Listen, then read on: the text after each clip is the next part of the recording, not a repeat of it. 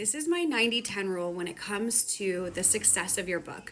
About 90% of the efforts of your book after and before you've released it should be on marketing. And that's a huge number. But really what that means is you've got to be persistent and consistent when it comes to book marketing.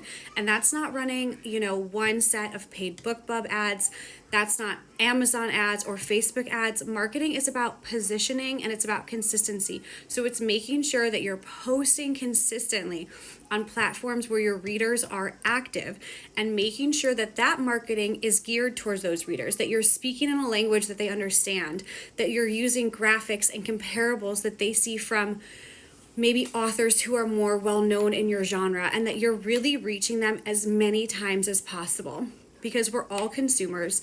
We all know that we don't necessarily buy something the first time we see it unless it has a really, really, great call to action. But for the most part, we've heard about it from a friend. We've seen it a couple other times.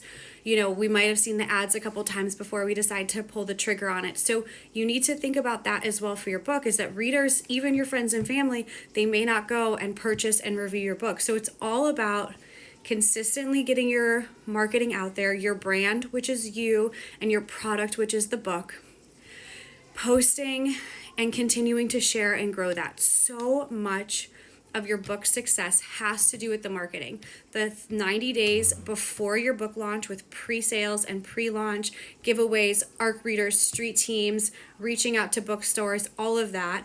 And then 90 days minimum, but really 6 months to let your book hit its stride, to hit 100 reviews on Amazon, to find readers, to start being shared.